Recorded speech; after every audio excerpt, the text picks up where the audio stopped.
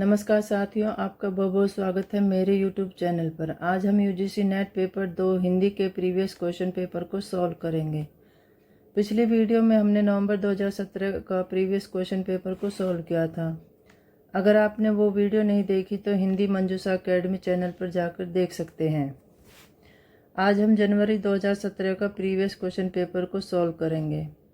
आप मेरे साथ प्रश्नों का उत्तर देते चलिए कमेंट बॉक्स में, ताकि आपको पता चले कि आपकी तैयारी कितनी है। अगर चैनल पर नए हैं तो चैनल को लाइक और सब्सक्राइब करें। तो चलिए दोस्तों, शुरू करते हैं।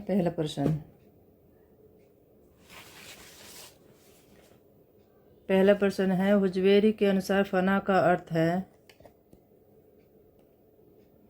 जीवात्मा के शरीर का नाश, जीवात्मा का परमात्मा में विलय, किसी वस्तु की अपूर्णता का ज्ञान और उसे पाने की इच्छा से विरत होना, व्यक्ति के अस्तित्व, स्वरूप और गुण का विनाश। हुजवेरी के अनुसार फना का अर्थ है आंसर 3, किसी वस्तु की अपूर्णता का ज्ञान और उसे पाने की इच्छा से विरत होना। अगला प्रश्न है, रास पंचाध्यायी किस छंद में लिखी गई है?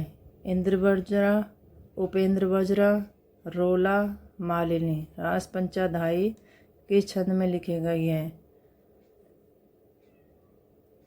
आंसर है रोला में। रास पंचाध्यायी रोला छंद में लिखी गई है। अगला प्रश्न है, मैं नारी उपावन प्रभु जग पावन रावण रिपुजन सुखदाई, राजीव विलोचन भव भय मोचन पाही पाही सर नहीं आई। रामचरित मानस की उक्त चौपाइयों में व्यक्त विचार किस पात्र के हैं? ऑप्शन है अहिल्या, सबरी, तारा, मंदोदरी। मैं नारी उपावन प्रभु जग पावन रावण रिपु जन सुखदाई, राजीव विलोचन भव भय मोचन पाही पाही सर नहीं आई। रामचरित मानस की उक्त चौपाइयों में व्यक्त विचार अहिल्या के हैं। Answer A, Ahilya.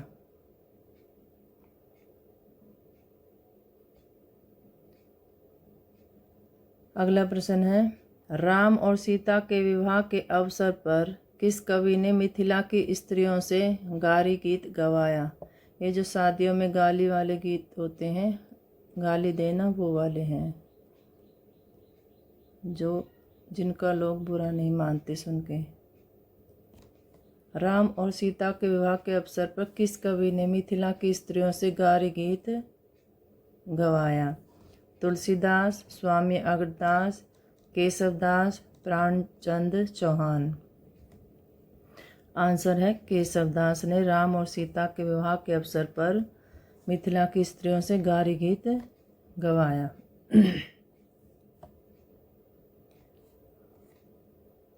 अच्युत चरण तरंगनी शिव सिर मालती माल, हरि ने बनाया सुरसरी की जो इंदव भाल। इस दोहे के रचनाकार का नाम है रहीम, रसलीन, रसखान, राम सहाय। अच्युत चरण तरंगनी शिव सिर मालती माल, हरि ने बनाया सुरसरी की जो इंदव भाल। इस दोहे के रचनाकार हैं रहीम। आंसर 1। अगला प्रश्न है,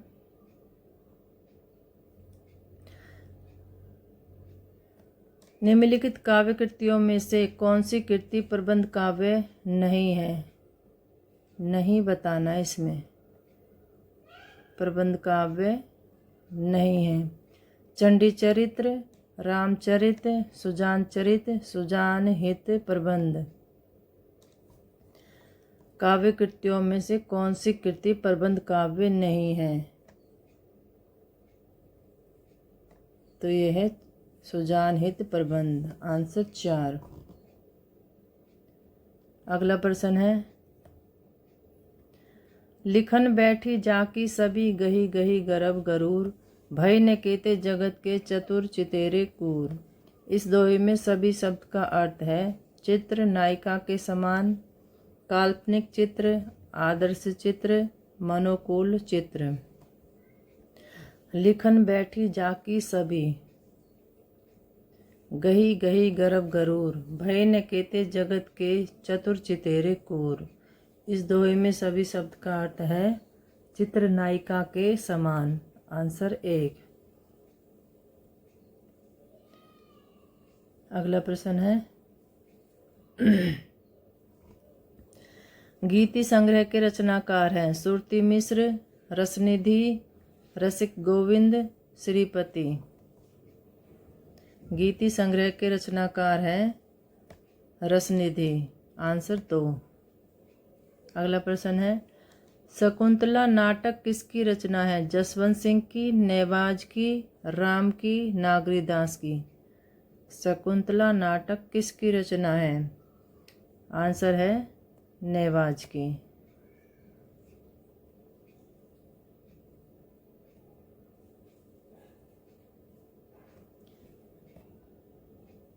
सूरसागर के पदों का भावानुसरण करते हुए किस कवि ने कृष्ण के जीवन का चित्रण किया है? ब्रजवासी दास, रामचरण दास, मंचित, प्रेम सखी। सूरसागर के पदों का भावानुसरण करते हुए ब्रजवासी दास ने कवि कृष्ण के जीवन का चित्रण किया। आंसर है ए, ब्रजवासी दास। अगला प्रश्न है निम्नलिखित में से जगन्नाथ रत्नाकर की कौन सी रचना नहीं है? नहीं बताना इसमें। हिंडोला, गंगावतरण, भ्रमरदूत, उद्धव शतक। निम्नलिखित में से जगन्नाथ रत्नाकर की कौन सी रचना नहीं है? तो यह है भ्रमरदूत। जगन्नाथ रत्नाकर की रचना नहीं है भ्रमरदूत। अगला प्रश्न है कौन सा काव्य संग्रह शमशेर बहादुर सिंह का नहीं है? इसमें भी नहीं बताना है। कुछ कविताएं, कुछ और कविताएं, आज अभी आंखों से, काल तुमसे होड़ है मेरी। काव्य संग्रह शमशेर बहादुर सिंह का नहीं है। आंसर है आज अभी आंखों से। आंसर 3। कहाँ हो हे हमारे प्राण प्यारे, किधर तुम छोड़कर हमको पधारे। बुढ़ापे में यह दुख भी देखना था, इसी को देखने को मैं बचा था। इन काव्य पंक्तियाँ किस कवि की हैं? प्रताप नारायण मिश्र, अंबिका दत्त व्यास, भारतेंदु हरिश्चंद्र, उपाध्याय बद्री नारायण चौधरी। आंसर है इसका भारतेंदु हरिश्चंद्र। कहाँ हो हे हमारे प्राण प्यारे, किधर तुम छोड़कर हमको पधारे। बुढ़ापे में यह दुख भी देखना था, इसी को देखने को मैं बचा था। ये काव्य पंक्तियाँ भारतेंदु हरिश्चंद्र कवि की हैं। अगला प्रश्न है फिर परियों के बच्चे से हम सुबह सीप के पंख पसार, समुद्र पैरते सुचि ज्योत्सना में, पकड़ इंद्र के कर सुकुमार। इन काव्य पंक्तियों के रचनाकार है सुमित्रा नंदन पंत, महादेवी वर्मा, सूर्यकांत त्रिपाठी निराला, जयशंकर प्रसाद। फिर परियों के बच्चे से हम सुबह सीप के पंख पसार, समुद्र पैरते सुचि ज्योत्सना में, पकड़ इंद्र के कर सुकुमार। इन काव्य पंक्तियों के रचनाकार हैं सुमित्रा नंदन पंत। आंसर 1। अगला प्रश्न है सबका निचोड़ लेकर तुम, सुख से सूखे जीवन में, बरसों प्रभात हिमकंसा, आंसू इस विश्व सदन में। उक्त काव्य पंक्तियों के रचयिता है सूर्यकांत त्रिपाठी निराला, जयशंकर प्रसाद, महादेवी वर्मा, सुमित्रा नंदन पंत। सबका निचोड़ लेकर तुम, सुख से सूखे जीवन में, बरसों प्रभात हिमकंसा, आंसू इस विश्व सदन में। उक्त काव्य पंक्तियों के रचयिता हैं जयशंकर प्रसाद। आंसर 2।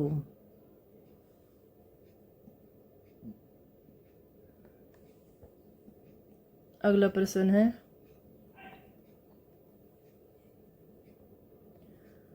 निम्नलिखित में से कौन सी रचना सुमित्रा नंदन पंत की नहीं है? ये नहीं है वो बताना है। युगपत, अतिमा, उत्तरा, गीत गुंज। कौन सी रचना सुमित्रा नंदन पंत की नहीं है? आंसर है गीत गुंज। 1954 में इसका प्रकाशन हुआ और इसके रचनाकार हैं सूर्यकांत त्रिपाठी निराला।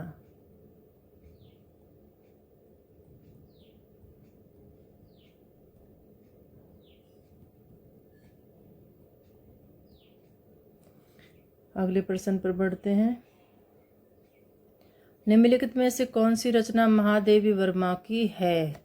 वीणा, गीतिका, निशा, नीरजा। कौन सी रचना महादेवी वर्मा की है? आंसर है नीरजा। नीरजा का प्रकाशन हुआ 1934 ईस्वी में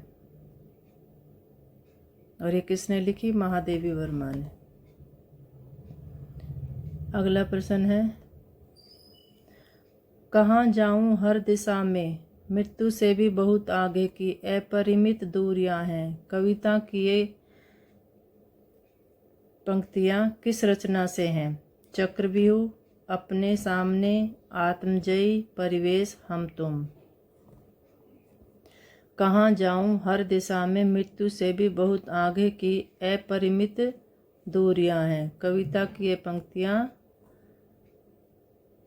किसकी हैं? आत्मजयी की। आंसर 3। आत्मजयी का प्रकाशन हुआ 1965 ईस्वी में। अगला प्रश्न है, चौपट, चपेट और मयंक मंजरी नाटकों के लेखक हैं किशोरीलाल गोस्वामी, बाबू रामकृष्ण वर्मा, मथुरा प्रसाद चौधरी, रूप नारायण पांडे। चौपट, चपेट और मयंक मंजरी नाटकों के लेखक हैं किशोरीलाल गोस्वामी। Answer A. अगला प्रश्न है, डॉक्टर गोपाल राय के अनुसार हिंदी में नॉवेल के अर्थ में उपन्यास पद का प्रथम प्रयोग किसने किया? भूदेव मुखोपाध्याय, राधाचरण गोस्वामी, महावीर प्रसाद द्विवेदी, भारतेंदु हरिश्चंद्र। डॉक्टर गोपाल राय के अनुसार हिंदी में नॉवेल के अर्थ में उपन्यास पद का प्रथम प्रयोग भारतेंदु हरिश्चंद्र ने किया। आंसर 4। अगला प्रश्न है, पांडे बेचन शर्मा उग्र द्वारा रचित उपन्यास नहीं है।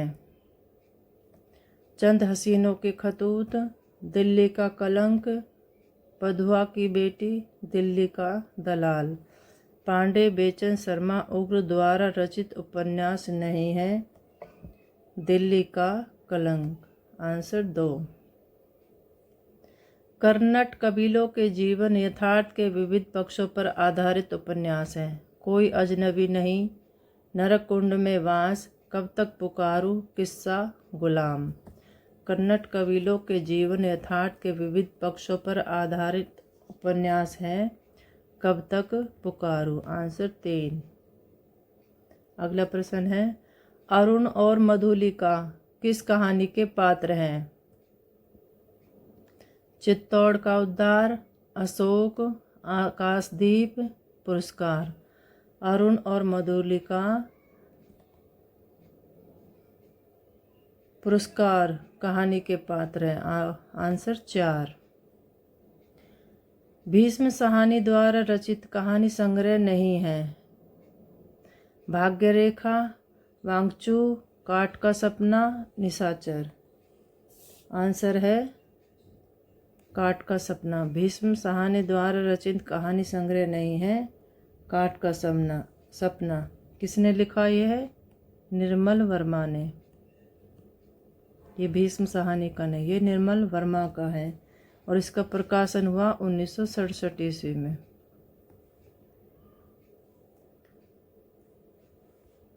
अगला प्रश्न है,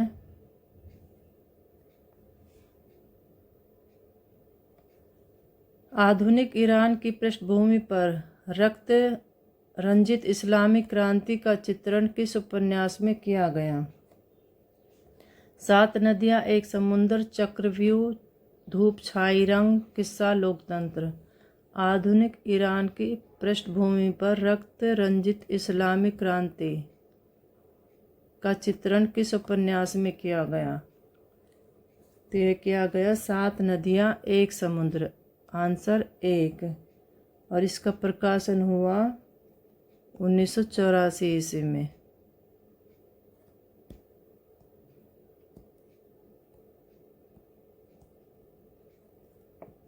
रचनाकार है नासिरा शर्मा।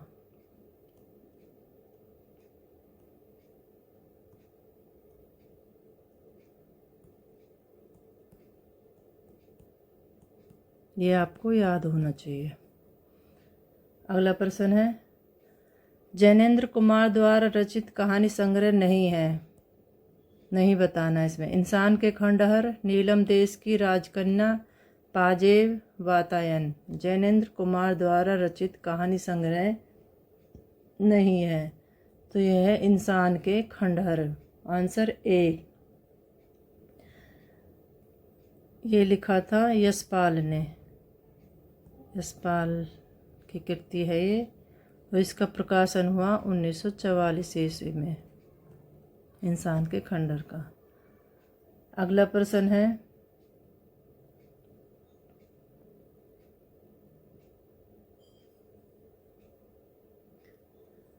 वैदिक सूक्तों के गरिमा में उद्गम से लेकर लोकगीतों के महासागर तक जिस अवांछनीय प्रभाव की उपलब्धि होती है, उस भारतीय भावधारा का मैं स्नातक हूँ।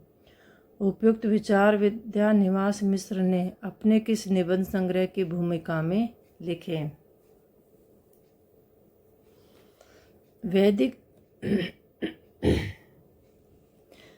वैदिक सूक्तों के गरिमा में उद्गम से लेकर लोकगीतों के महासागर तक जिस अविच्छिन्न प्रभाव की उपलब्धि होती है, उस भारतीय भावधारा का मैं स्नातक हूँ। विद्या निवास मिश्र ने अपने यह लिखा निबंध संग्रह की भूमिका में लिखा है चितवन की छाँव में। आंसर 3। अगले प्रश्न पर बढ़ते हैं। अगे ने शेखर के संदर्भ में अपने किस निबंध में स्वीकार किया कि जया क्रिस्तोफ के अनवरत आत्मशोध और आत्म साक्षात्कार का जो चित्र रोला ने प्रस्तुत किया, उसे कुछ अवश्य प्रेरणा मिली? ऑप्शन है एगतन, आत्मनेपद, त्रिशंकु, धार और किनारे। अगे ने शेखर के संदर्भ में अपने किस निबंध में स्वीकार किया कि जया क्रिस्तोफ के अनवरत आत्मशोध और आत्म साक्षात्कार का जो चित्र रोला ने प्रस्तुत किया है, उसे कुछ अवश्य प्रेरणा मिली? तो यह है आत्मनेपद में। आंसर 2।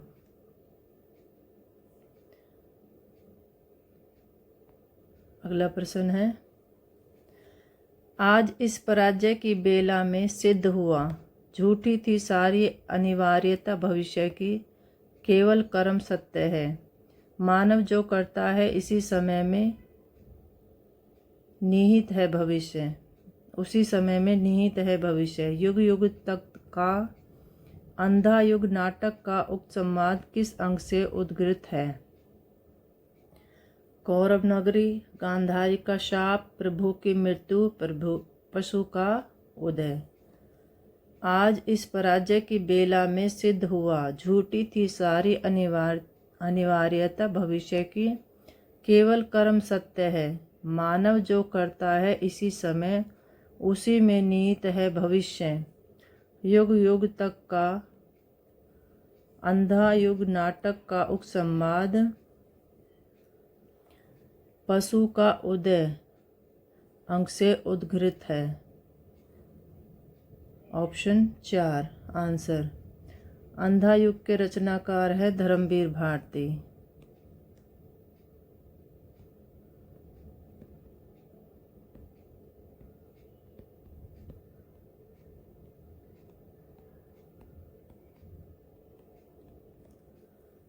इसका प्रकाशन वर्ष है 1954 ईस्वी।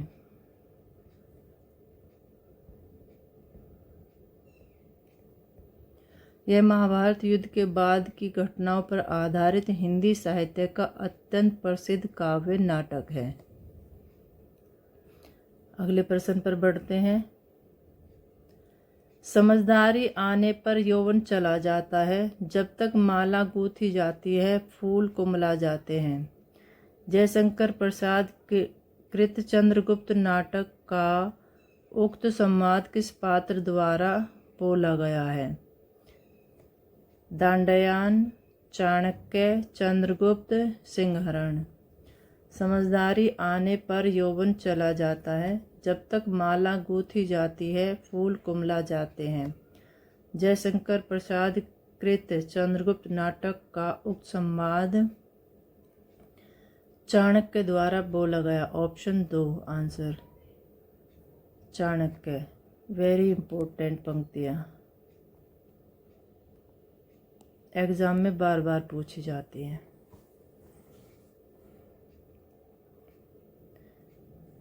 अगला क्वेश्चन है, काव्य शोभाया कर्तारो धर्म गुणा, यह किस आचार्य की उक्ति है? मम्मट, वामन, आनंदवर्धन, विश्वनाथ। काव्य शोभाया कर्तारो धर्म गुणा, यह वामन आचार्य की उक्ति है। आंसर 2।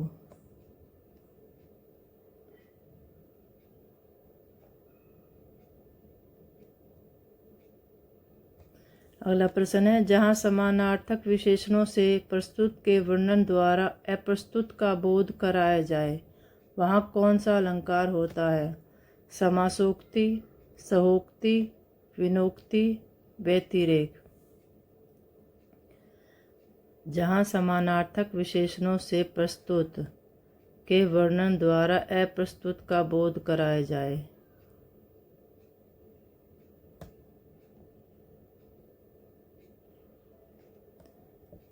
वहाँ पर अलंकार होता है समासोक्ति। आंसर 1। अगला प्रश्न है,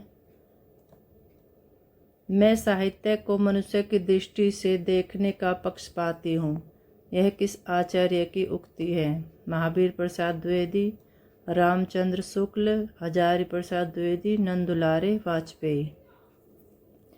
मैं साहित्य को मनुष्य की दृष्टि से देखने का पक्षपाती हूँ, यह हजारी प्रसाद द्विवेदी आचार्य की उक्ति है। आंसर 3 हजारी प्रसाद द्विवेदी। अगला प्रश्न है, निम्नलिखित में से किस आचार्य ने अलंकार को काव्य की आत्मा मानकर रस का महत्व गौण कर दिया? वहाँ में है वामन, विश्वनाथ, आनंदवर्धन। किस आचार्य ने अलंकार को काव्य की आत्मा मानकर रस का महत्व गौण कर दिया? तय करा था वहाँ मैंने। आंसर 1। अगला प्रश्न है, जब वक्रोक्ति वक्ता की कंठ ध्वनि पर आश्रित होती है तब उसे क्या कहा जाता है? सभंगश्लेष वक्रोक्ति, अभंगश्लेष वक्रोक्ति, काकू वक्रोक्ति, प्रहेलिका। जब वक्रोक्ति वक्ता की कंठ ध्वनि पर आश्रित होती है तो उसे कहा जाता है काकू वक्रोक्ति। आंसर 3। अगला प्रश्न है, इनमें से कौन सा ग्रंथ आचार्य भामह का है? काव्य अलंकार, काव्य दर्श, ध्वन्यालोक, साहित्य दर्पण। आचार्य भामह का ग्रंथ है काव्य अलंकार। ऑप्शन 1। अगला प्रश्न पर बढ़ते हैं, स्वाधीनता प्राप्ति के अवसर पर लिखी गई निम्नलिखित कविता किस कवि की है? स्वतंत्रता के अवसर पर जो लिखी गई कविता किस कवि की है? मुक्त गगन है, मुक्त पवन है, मुक्त सांस गर्भीली, लांग सात लांबी सदियों को हुई श्रृंखला ढीली, टूटी नहीं कि लगा अभी तक उपनिवेश का दाग, बोल तिरंगे तुझे उड़ाऊं या कि जगाऊं आग। माखनलाल चतुर्वेदी, रामधारी सिंह दिनकर, बालकृष्ण शर्मा नवीन, सोहनलाल द्विवेदी। इसका आंसर बताइए किस कवि की पंक्तियां हैं। स्वाधीनता प्राप्ति के अवसर पर लिखी गई निम्नलिखित कविता किस कवि की है। मुक्त गगन है, मुक्त पवन है, मुक्त सांस गर्बीली, लांग सात लांबी सदियों को हुई श्रृंखला ढीली, टूटी नहीं कि लगा अभी तक उपनिवेश का दाग, बोल तिरंगे तुझे उड़ाऊं कि जगाऊं आग। यह कविता है माखनलाल चतुर्वेदी की। आंसर 1। अगला प्रश्न है निम्नलिखित में से कौन प्रपदवादी कवि नहीं है। नलिन विलोचन शर्मा, केसरी कुमार, नरेश, गिरिजा कुमार माथुर। प्रपदवादी कवि नहीं है। आंसर है गिरिजा कुमार माथुर, ऑप्शन 4।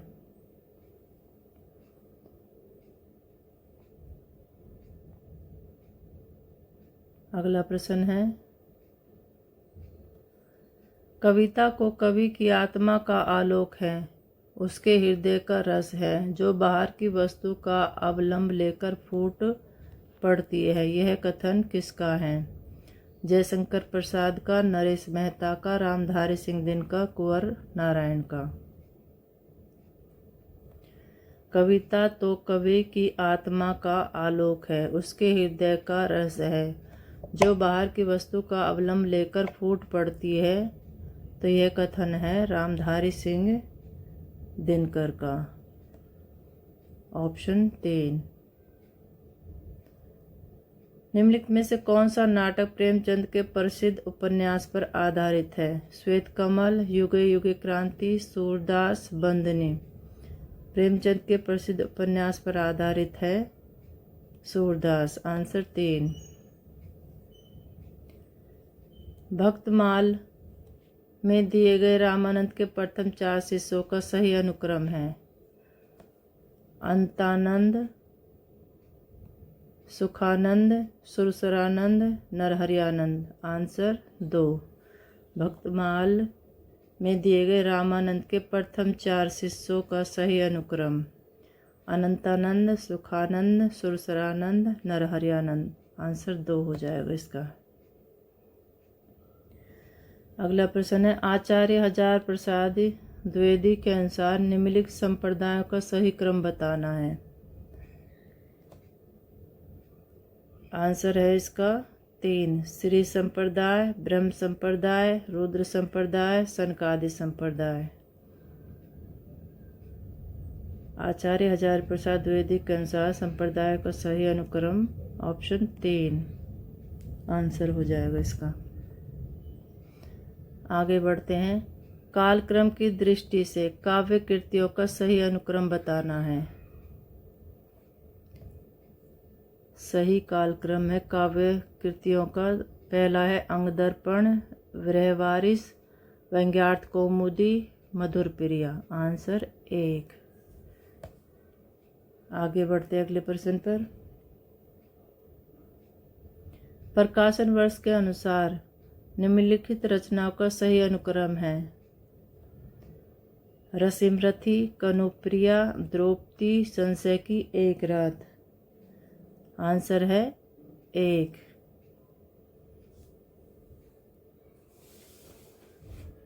आगे बढ़ते हैं अगले प्रश्न पर।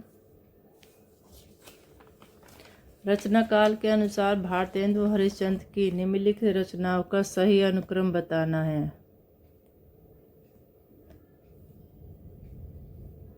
भक्त सर्वस्य, प्रेम तरंग, सतसई सिंगार, मधुमुकुल, आंसर 3। अगला प्रश्न है प्रकाशन वर्ष के अनुसार निम्नलिखित प्रबंध काव्यों का सही अनुक्रम बताओ। विष्णुप्रिया, उर्वशी, लोकायतन, आत्मजयी, विष्णुप्रिया का प्रकाशन हुआ 1957 ईस्वी में। उर्वशी का प्रकाशन हुआ 1961 ईस्वी में। लोकायतन का प्रकाशन 1964 ईस्वी में और आत्मजयी का प्रकाशन हुआ 1965 ईस्वी में।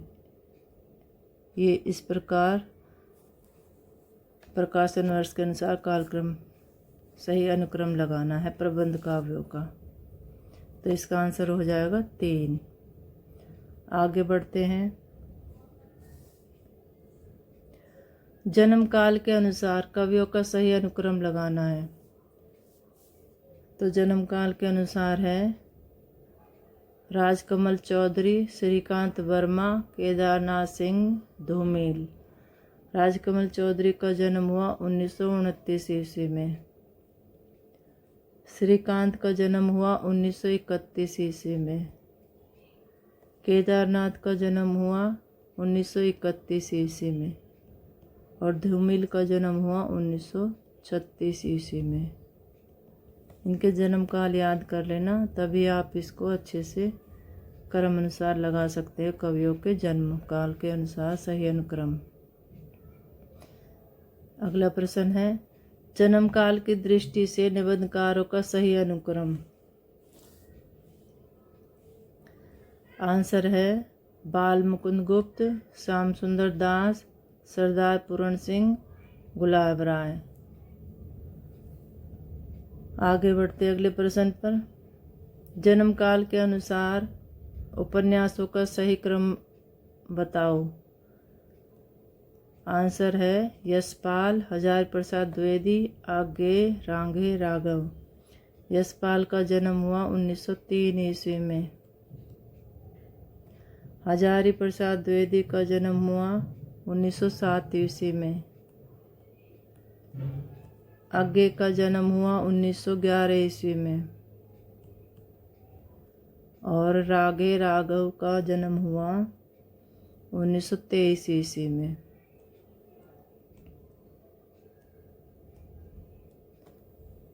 आगे बढ़ते अगले प्रश्न पर। प्रकाशन वर्ष के अनुसार कहानी संग्रह का सही अनुक्रम बताओ। आंसर है शरणार्थी, ठुमरी, सत्य से उठता आदमी, शोभा यात्रा। शरणार्थी का प्रकाशन हुआ 1947 ईस्वी में। ठुमरी का प्रकाशन हुआ 1959 ईस्वी में। सतह से उठता आदमी का प्रकाशन हुआ 1972 ईस्वी में। शोभा यात्रा का प्रकाशन हुआ 1981 ईस्वी में। आंसर हो जाएगा 1।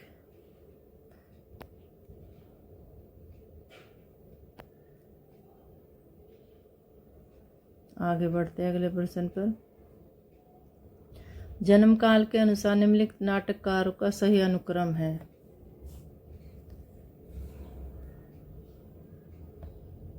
हरि कृष्ण प्रेमी, भीष्म साहनी, मोहन राकेश, शंकर शेष। आंसर 4। हरि कृष्ण प्रेमी का जन्म 1908 ईस्वी में हुआ। भीष्म साहनी का जन्म 1915 ईस्वी में हुआ। मोहन राकेश का जन्म 1925 ईस्वी में हुआ और शंकर शेष का जन्म 1933 ईस्वी में हुआ। ये जन्म काल के अनुसार लगाने हैं। ऑप्शन 4 आंसर है इसका। प्रकाशन वर्ष के अनुसार निबंध संग्रह का सही अनुक्रम बताना है। आंसर है अंगद का पाव, ऐघतन, विकलांग, श्रद्धा का दौर, मराल। ऑप्शन 3 प्रकाशन वर्ष के अनुसार निबंध संग्रह का सही क्रम लगाना है। तो अंगद का पाव का प्रकाशन हुआ 1958 ईस्वी में। ऐघतन का मुझे याद नहीं आ रहा, इसे आप लोग बताओगे क्या है इसका। विकलांग श्रद्धा का दौर 1980 में इसका प्रकाशन हुआ और मराल का है प्रकाशन वर्ष 1993 ईस्वी। प्रकाशन वर्ष के अनुसार निबंध संग्रह का सही अनुक्रम है अंगद का पाँव, एगतन, विकलांग, श्रद्धा का दौर और मराल। आंसर 3। नाटक के कथानक में कुछ दृश्य सूच्य होते हैं। 5 प्रकार के इन सूच्य कथानकों का सही अनुक्रम बताना है।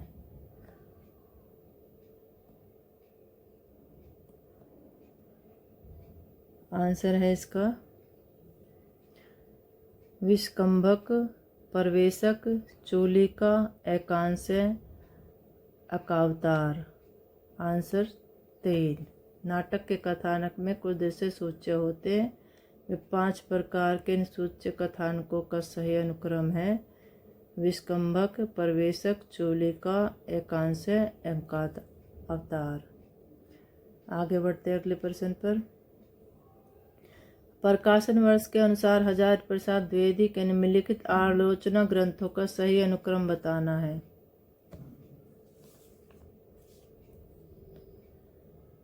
तो इसका है हिंदी साहित्य की भूमिका, हिंदी साहित्य का आदिकाल, लालित्य मीमांसा, मध्यकालीन बोध का स्वरूप। आंसर 4। हजारी प्रसाद द्विवेदी के आलोचना ग्रंथों का सही अनुक्रम है और आंसर 4। अगला प्रश्न है सुरेंद्र वर्मा के नाटकों का सही अनुक्रम है। द्रौपदी, 8वां सर्ग, एक दूनी एक, रति का कंगन। आंसर 3। द्रौपदी नाटक का प्रकाशन 1971 में हुआ। 8वां सर्ग का प्रकाशन 1976 ईस्वी में हुआ। एक दूनी एक का प्रकाशन 1987 ईस्वी में हुआ। रति का कंगन का प्रकाशन 2011 में हुआ। ऐसे नाटकों का सही अनुक्रम है। आगे बढ़ते हैं अगले प्रश्न संख्या पर। निर्देश है। प्रश्न संख्या 56 से 65 तक के प्रश्नों के 2 कथन दिए गए हैं। इनमें से एक स्थापना और दूसरा तर्क है। दिए गए विकल्पों में सही विकल्प का चयन करना है। तो इसका है 56 का स्थापना। जहाँ व्यक्ति जीवन का लोक जीवन में लय हो जाता है वही भाव की पवित्र भूमि है। आंसर स्थापना ए सही है। तर्क है इसका इसलिए कविता में विश्व हृदय का यह आभास कविता की यथार्थवादी अवस्था है। इसका तर्क है गलत। आंसर हो जाएगा इसका 4, ए सही, आर गलत। अगला प्रश्न है काव्य का आनंद लोकोत्तर और अनिर्वचनीय होता है। सही है। और इसका तर्क है क्योंकि रस को ब्रह्मानंद का समानार्थी कहा गया है। यह भी सही है। आंसर 1, ए और आर दोनों सही। अगला प्रश्न है रस ज्ञान द्वारा ग्राह्य होता है। यह गलत है। तर्क है इसका क्योंकि हृदय की अनुभूति के साथ उसकी बौद्धिक सत्ता भी होती है। यह भी गलत है। आंसर 3, ए और आर दोनों गलत है। अगला प्रश्न है छायावादोत्तर कविता विचार प्रधान काव्य है। यह गलत है। तर्क है इसका क्योंकि उसमें कवि के निजी संवेदना अनुभवों को अभिव्यक्त होने का अवसर नहीं मिला। यह भी गलत है। आंसर 1 हो जाएगा इसका। अगला प्रश्न है कला माध्यम के द्वारा कलाकार सत्य को सुंदर बनाकर निजत्व की उपलब्धि करता है। यह गलत है क्योंकि सत्य कलाकार की संचित पूंजी होती है। सौंदर्य सृजन उसका व्यापार और लोक मंगल का प्रसार उसकी उपलब्धि। यह सही है। आंसर 3 हो जाएगा इसका। आगे बढ़ते हैं। काव्य सौंदर्य का भाव और कला के एकान्वृत्ति में है। सही है। तर्क है इसका, क्योंकि काव्य में भाव पक्ष और कला पक्ष दोनों असंबद्ध होते हैं। यह गलत है। आंसर 1 हो जाएगा इसका। ए सही, आर गलत। अगला प्रश्न, मिथक मनुष्य के आदिम मस्तिष्क की सृजनशील शक्तियों का मूल्यवान सांस्कृतिक उपहार है। सही है। तर्क है इसका, क्योंकि आदिम मन और मस्तिष्क द्वारा प्रकृति के तत्वों और घटनाओं के मानवीकरण की अचेतन प्रक्रिया ही मिथक रचना का मूल बनी। यह भी सही है। आंसर 1 है इसका। ए और आर दोनों सही हैं। अगला प्रश्न, कविता में श्रृंगार चित्रण अनिवार्य है। यह गलत है। तर्क है, क्योंकि श्रृंगार की रसवाक धारा ही पाठक को आनंदित कर सकती है, अन्य भावधारा नहीं। यह भी गलत है। आंसर 4 दोनों ही गलत है। कविता एक अलौकिक और आध्यात्मिक प्रक्रिया है।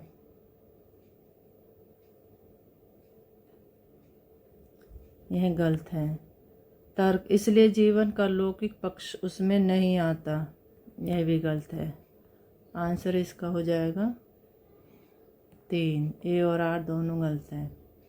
छायावादी काव्य आत्मनिष्ठता के कारण अहमवादी बन गया। इसी कारण छायावादी कवियों ने सामाजिक नैतिकताओं की उपेक्षा की है।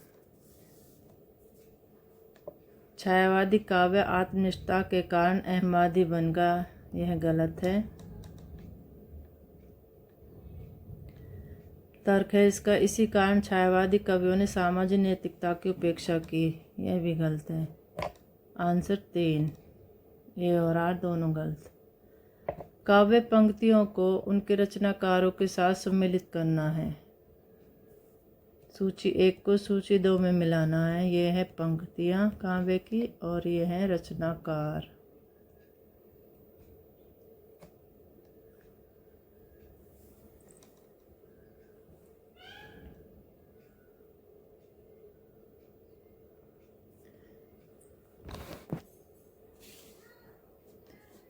जेहि पंखी के नियर होई, करे बिरह के बात, सोई पंखी जाय जरी, तरीवर होई निपात। ये पंक्तियां हैं जायसी की।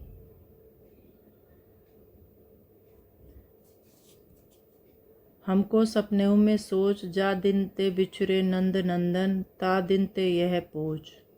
यह पंक्तियां हैं सूरदास जी की। अब जीवन की है कपि आस न कोय, कनगुरिया की मुद्री कंगना होय। यह पंक्तियां हैं तुलसीदास जी की। और जिभिया ऐसी बावरी कही गई, सरग पताल आपो कही भीतर रही, जूती खात कमाल। ये पंक्तियां हैं रहीम की। आंसर इसका हो जाएगा 1। निम्नलिखित पात्रों को उनकी रचनाओं के साथ मिलाना है। सूची 1 को सूची 2 में मिलाना है। तो ये हो गई पात्र और ये हो गई इनकी रचनाएं।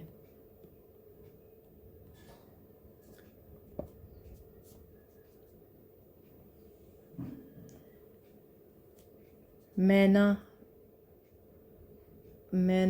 कौन से रचना की पात्र है?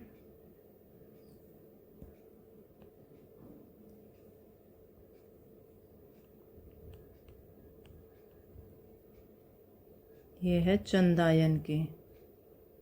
ऋतुवर्ण सत्यवती कथा का पात्र है। रुक्मणी मृगावती के पात्र है। और राघव चेतन पद्मावत का पात्र है। आंसर है इसका 1। आगे बढ़ते हैं। कविताओं को उनके रचयिताओं के साथ मिलान करना है। ये कविताएं हैं और ये रचनाकार है। इशारे जिंदगी के, अग्गे जी। बूंद टपकी एक नभ से, भवानी प्रसाद मिश्र। चार ईमानदार, कुंवर नारायण। और मेरा प्रतिनिधि रघुवीर सहाय। आंसर है इसका 2। रचनाओं को उनके रचनाकारों के साथ मिलान करना है। यह है रचना। सूची 1 को सूची 2 में मिलाना है। रचना कार। प्रेम पथिक जयशंकर प्रसाद की रचना है। गीतिका सूर्यकांत त्रिपाठी निराला की रचना है। सांध्य गीत महादेवी वर्मा की रचना है। और गुंजन है सुमित्रा नंदन पंत की रचना है। आंसर इसका हो जाएगा 1। अगला प्रश्न है, कहानियों को उनके केंद्रीय विचारों से मिलाना है। पूस की रात,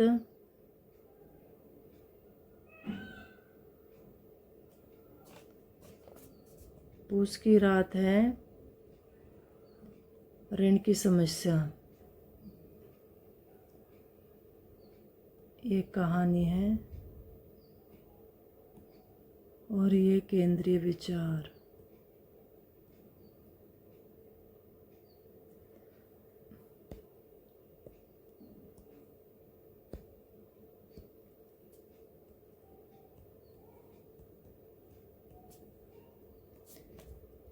शतरंज के खिलाड़ी, राष्ट्रीय चेतना, ठाकुर का कुआं।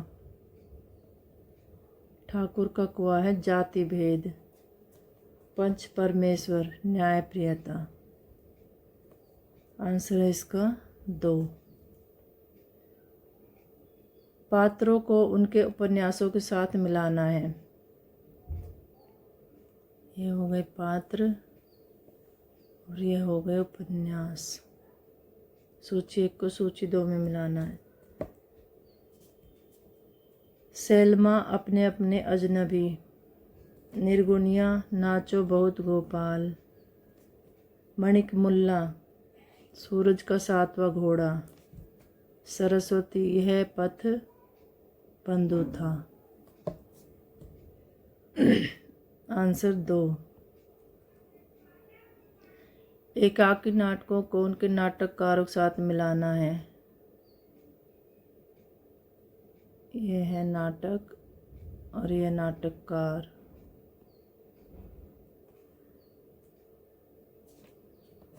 रेशमिताई रामकुमार वर्मा, लॉटरी भुवनेश्वर प्रसाद, पर्दे के पीछे उदय शंकर भट्ट, रीढ़ की हड्डी जगदीश चंद्र माथुर। आंसर हो जाएगा इसका 2। पात्रों को उनकी कहानियों के साथ मिलाना है। ये कहानी है और यह है पात्र। सूची 1 को सूची 2 में मिलान करना है। चंपा बुद्ध गुप्त, आकाश द्वीप, आलोपी दीन बंसीधर, नमक का दरोगा, सिरचन मानू, ठेस, बाबा भारती खड़ग सिंह, हार की जीत। आंसर है 1। सिद्धांतों को उनके सिद्धांतकारों के साथ मिलाना है। ये सिद्धांत और ये सिद्धांतकार, ये बहुत आते हैं पेपरों में। वक्रोक्ति सिद्धांत, वक्रोक्ति सिद्धांत है कुंतक का। रीति सिद्धांत है बामन का। औचित्य सिद्धांत है क्षेमेंद्र का। और ध्वनि सिद्धांत है आनंदवर्धन का। आंसर है 3। अगला प्रश्न है, जयशंकर प्रसाद के नाट्य गीतों को उनके गाने वाले पात्रों के साथ मिलाना है। तो ये है अरुण यह मधुमेह देश हमारा, कार्नेलिया, हिमाद्री तुंग श्रृंग से प्रबुद्ध भारती, अलका, तुम कनक किरण के अंतराल में लुप छिपकर चलते हो क्यों, राक्षस, आहा वेदना मिली विदाई, देवसेना। आंसर है इसका 4। ये हमारे 75 प्रश्न हो चुके हैं। ये इसकी उत्तर माला है, मिलान कर लीजिए इसमें।